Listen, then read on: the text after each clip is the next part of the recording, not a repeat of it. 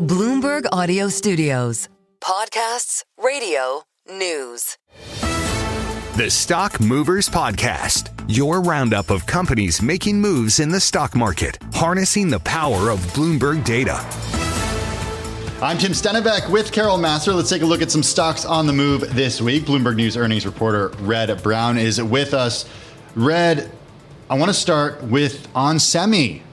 Why is it on your radar this week? Yeah, onsemi, the ticker is ON. It's on my radar because it was the best performing stock in S&P 500. Wow. Rose 19.4% this week. I was on here a little earlier this week actually discussing it, and the performance comes because the CEO was speaking in a conference and made the point that some of these non-AI chips that companies like ON are involved in making are finally starting to see recovery. It's been around 2 or 3 years of kind of sequential and consistent contractions for these businesses, and finally starting to maybe see a rebound. I also think some of the news that's coming out today with talks planned with China next week is also kind of relevant for these stocks. You know, what does that mean for the potential demand within automotive sector? Does that improve if those talks start to kind of alleviate some of the pressures that those industries that ON and some of its other peers, which are also trading higher this week, are very critical to?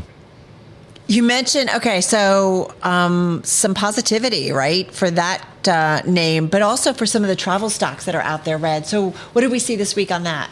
Yeah, Norwegian Cruise Line, another kind of company in the top 10 best performers this week. It actually led all cruise stocks higher this week, and that's kind of been an elusive award, I guess you could say, for this company. It's still down around 24% this year. But Citi actually came out with some research that showed that web traffic and pricing is still strong for all the cruise companies.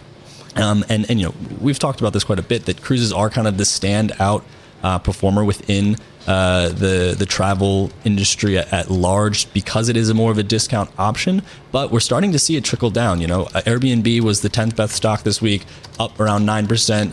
Delta, United, both moving higher today. So it feels like maybe there is some positivity that, you know, the cruises are leading the way here. That makes sense if they are the cheapest option. But if demand is hitting cruises, maybe it's starting to trickle to some of these other travel options as they get cheaper as well. So maybe some bright spots within the travel industry. Hey, the folks who are shareholders of Brown-Forman might need a Jack Daniels after a week like this.